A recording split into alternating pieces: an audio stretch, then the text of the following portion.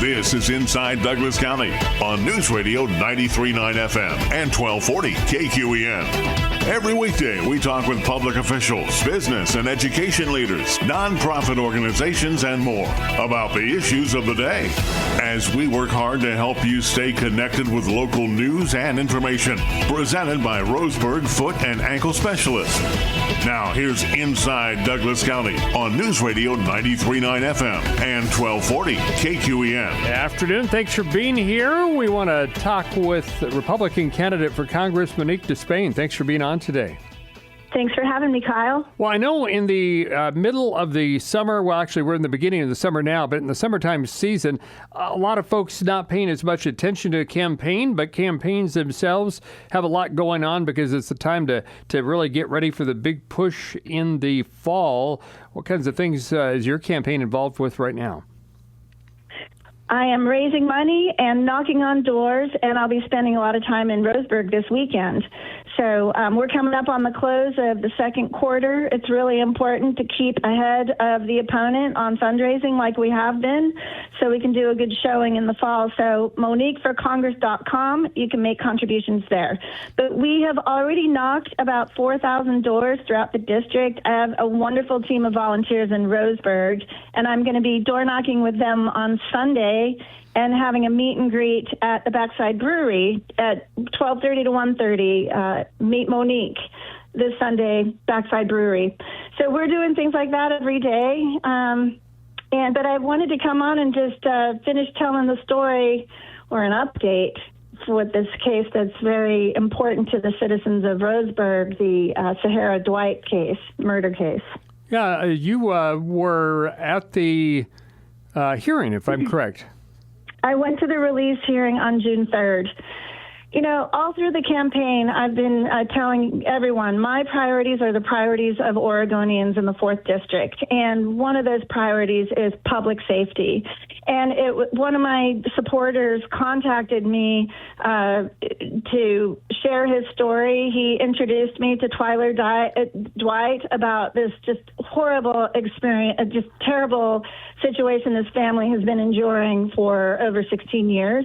And it turned out, ironically, that the murderer, Dustin Wallace, was actually one of the subjects of a lawsuit where Kevin Mannix and I sued Kate Brown when she commuted the sentences of Dustin Wallace and about 79 other terrible criminals who committed Measure 11 crimes when they were juveniles. So just was kind of ironic that case that I worked hard on years before running for Congress was back in front of me with the reverberating effects of those terrible things that Tina Kotak and the Oregon legislature delivered. Well, I understand earlier we talked with State Senator David Brock Smith, in fact, I think right after the hearing, and I know that was a tough time for the family, a very intense hearing to observe. Can you imagine? Your little girl is brutally raped and murdered, and the judge tells you in court that guy will never be walking the streets again. The DA, Rick Westenberg, he did the right thing. Judge Garrison issued a 2 consecutive life sentence and with no possibility of parole. And then to have our Oregon state legislators pass laws to undo that just sentence is just terrible. And so, yeah, the family's been fighting for a long time. They called me. The best I could do was just try to put some public pressure on build public pressure, reach out to the governor, urge her to revoke that commutation order. And, just so many people got engaged on that. And what I realized, though, is so many people don't understand. Like, they're like, hang the judge. And it is not the judge that did the wrong thing. It's our Oregon legislators. And Senator Brock Smith should be part of turning that around and undoing Senate Bill Measure 1008. And hopefully we get a good governor who is willing to revoke that commutation order, because this is held in abeyance for the Dwight family only for 10 years. And another 10 years, they have to go through this again. But 10 years should be enough for our Oregon legislators who we elect to turn this dreadful thing around and protect victims and not protect criminals. And I'll note, the governor was silent on this, and so was my opponent, Val Hoyle. And she, at the time, right around the time that the judge was doing the right thing and sentencing this monster to life, Val Hoyle was the House Majority Leader, and Kotek was the Speaker, and they were passing a law in 2013 to help sex offenders get their convictions set aside and apply for expungement. I mean, we just have to get rid of these elected representatives who are passing the laws that are causing our neighborhoods to be unsafe. So as you look at your campaign, I know this particular situation really resonated. A lot of folks remembered the original crimes here in Roseburg a number of years ago. As you watch that situation and you see what that hearing was like and what goes on, does that give you more desire to be elected and be in a position for that kind of thing, for lots of other things where you can have an impact? 100%. Yeah, that experience just underscored how dangerous our current elected representatives are, and we need to step up and take back our communities. I know the people of Roseburg highly regard law enforcement. I'm honored to have the endorsement of Sheriff Hanlon. I'm going to continue and will always stand with law enforcement and our district attorneys who, they have the same challenge I do with the campaign, raising awareness of people. It's expensive. And so I hope a lot of people learned that it is our elected representatives who are passing laws that do not support law enforcement and public safety. It's one of the primary reasons I'm running. On a national level, we have we have Val Hoyle advocating for an open border still. That is very unsafe. And then in her time in the Oregon legislature, you can just run through the list of pro-criminal laws got passed. And it's been a deliberate undermining of the criminal justice system for years. So yes, I can't, at the time that I was fighting for victims' rights, I never contemplated I'd be running for office, but it's one of the reasons that I was inspired to do it, because somebody's got to do it and speak up for the people of Oregon. So really terrible to meet the Dwight family under those conditions, but I was glad to be there. It was quite an experience to sit in like an 8-hour release hearing. Thank God they came to the right conclusion and they gave the maximum wait time, but I don't think the Dwight family should even be presented with that specter 10 years from now. So now, yes, inspired to continue representing people in Oregon and being the voice for Oregonians. And when I knock on doors, I just really, I know that people are so ready for change. They're really suffering under the legal constraints that we have all throughout our communities. So along with the crime-related issues, what are some of the other top issues driving your campaign? Well, affordability.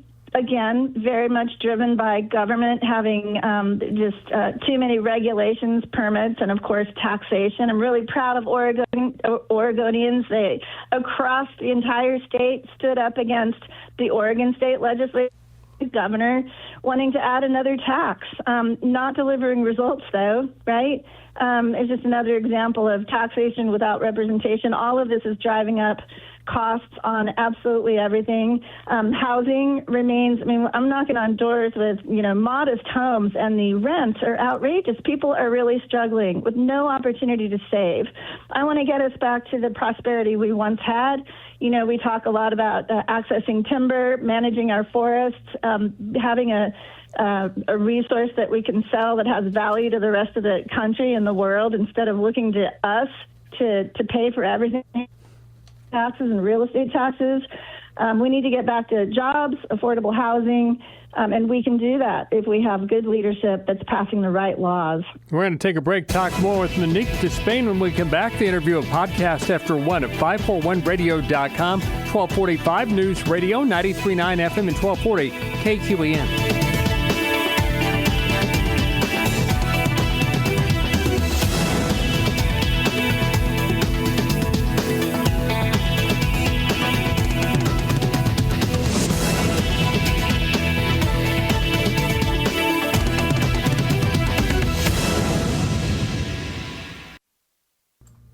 Inside Douglas County, 1247. Lars Larson coming up at 1 o'clock. Republican candidate for Congress, Monique DeSpain, talking about her campaign and some of the issues that are driving it.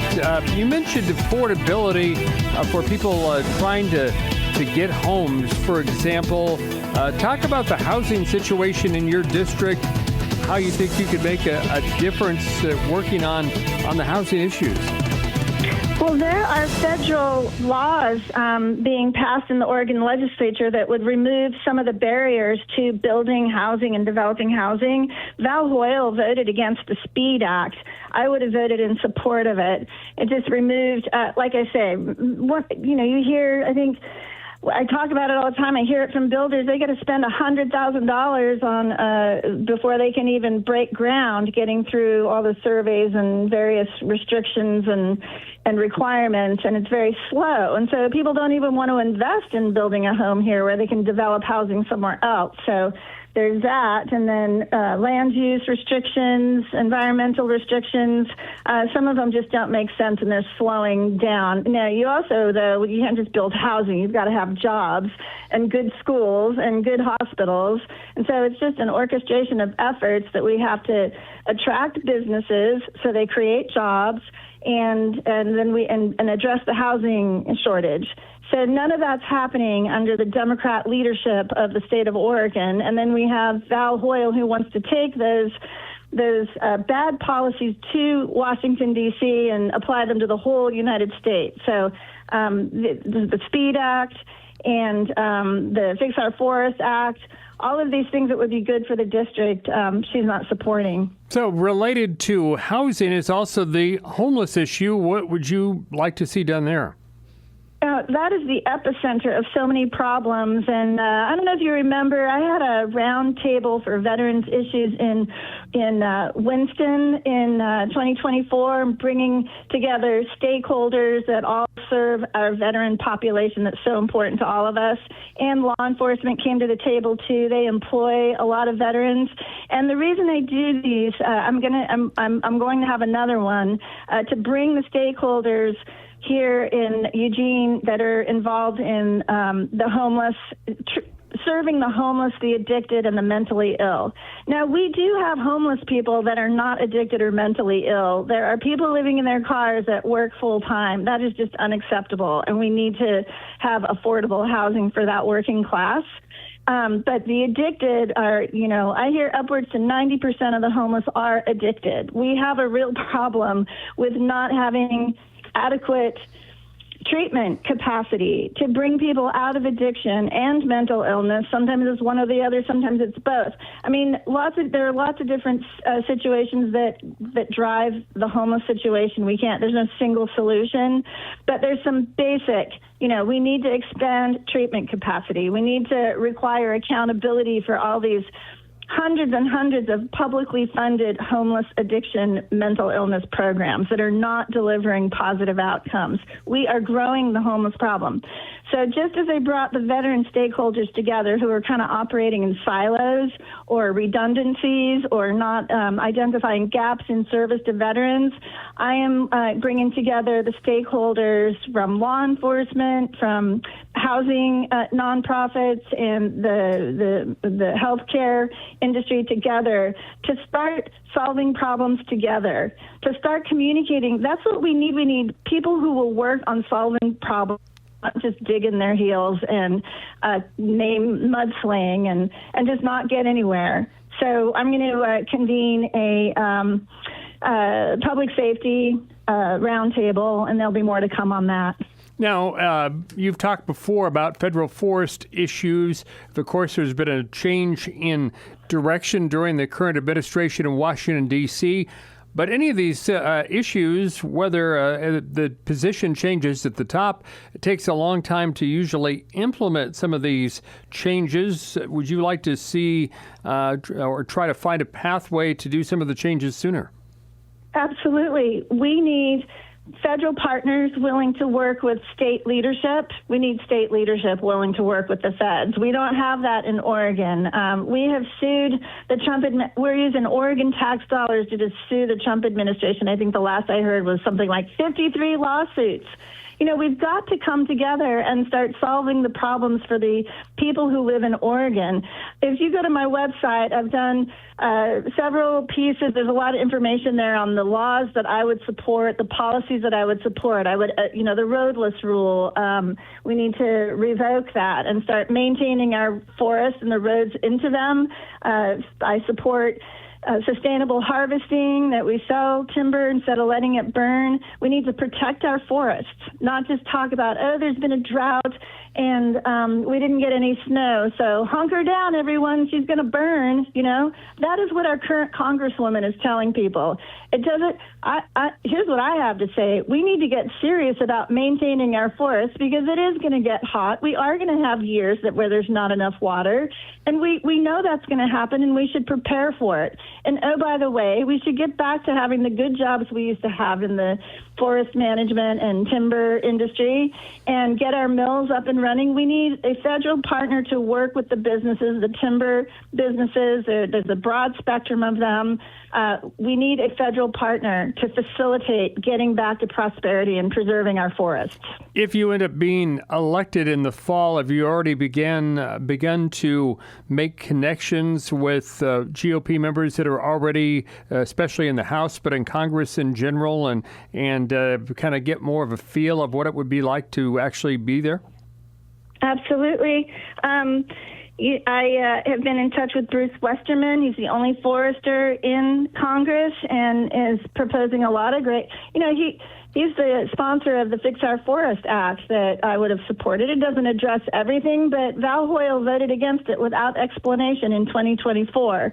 I have a good rapport with that congressperson, and I will continue to. And yeah, I've even had people who are going to be my constituents already reaching out to me to, there's so many unique businesses in agriculture and timber. A lot of people that are trying to buy really expensive equipment to modernize their forestry work or their mills have been hit hard by some of these tariffs.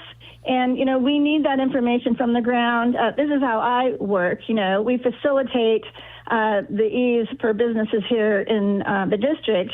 Meanwhile, our Oregon legislature decoupled the federal tax code from the state tax code. Val Hoyle never breathed a word about it. She did not advocate for our businesses in the 4th District who are trying to buy new equipment, and they could have had a 1-year bonus depreciation. Instead, silent on it. And our Oregon legislature and governor took away that amazing little benefit that would have helped kind of jumpstart businesses or encourage them to invest in their businesses. These are the things that a federal representative should get involved in, and that's what I intend to do. What about your background in the military? How do you think that would help you address foreign policy issues currently, like the Iran conflict and other things that may come along?